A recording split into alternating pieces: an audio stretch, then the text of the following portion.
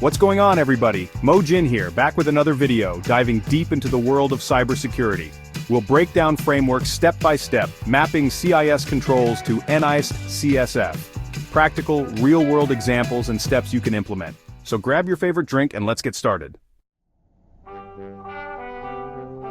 Before we jump into the mapping process, let's understand the why behind these frameworks.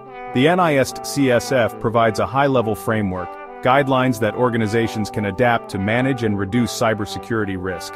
The CIS controls provide a prioritized set of actions, 20 controls to be exact, that help improve your defenses and safeguard systems. Let's break down the NIST CSF a little further. Remember those 5 core functions: identify, protect, detect, respond, and recover? These functions represent the life cycle of a cybersecurity event. The identify function is all about understanding your assets, systems, and data. Protect is about putting safeguards in place to prevent attacks. Detect helps you identify when an attack is happening. Now let's take a closer look at those CIS controls, the superheroes of practical cybersecurity. The CIS controls are divided into 3 implementation groups: IG1, IG2, and IG3. They provide actionable steps like implementing multi-factor authentication, hardening your systems, and conducting regular vulnerability scans, things you can do today to significantly improve your security posture. Now that we understand both frameworks, let's discuss mapping.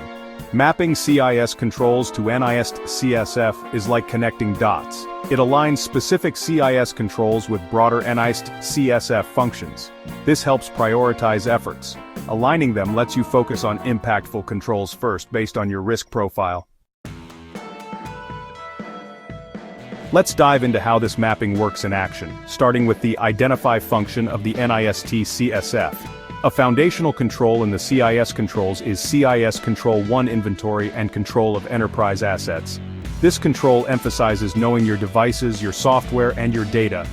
By implementing CIS Control 1, you're addressing the identify function of the NIST CSF. You're gaining visibility into your assets, which is crucial for assessing risk and making informed decisions about your cybersecurity strategy. Moving on to the protect function, let's consider CIS Control 3, data protection. This control safeguards your sensitive information from unauthorized access, use, disclosure, disruption, modification, or destruction. By implementing CIS Control 3, you're supporting the protect function. You're using access controls, encryption, data loss prevention, and other security measures to mitigate data breaches and cyber attacks. Let's move on to the detect function and explore CIS Control 7 continuous vulnerability management. In today's evolving threat landscape, it's not enough to secure your systems once.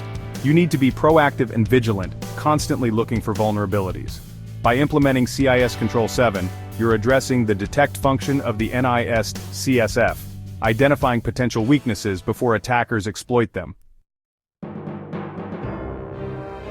Now, let's talk about the respond function and how CIS Control 17 incident response management is crucial.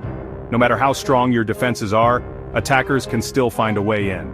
CIS Control 17 provides a roadmap for developing an effective incident response plan. By implementing CIS Control 17, you align with the respond function of the NIST CSF. Let's explore the recover function and the importance of CIS Control 19. Recovering from a cybersecurity incident is critical. CIS Control 19 emphasizes having a well-defined recovery plan, including procedures for restoring data, systems, and processes. By implementing CIS Control 19, you support the recover function of the NIST CSF. Now that we've explored how CIS controls map to the NIST CSF functions, let's discuss developing and implementing this framework in your organization. It's a journey, not a race. Starting with understanding your organization's unique risks and needs. Conduct a thorough risk assessment to identify critical assets, threats, and vulnerabilities.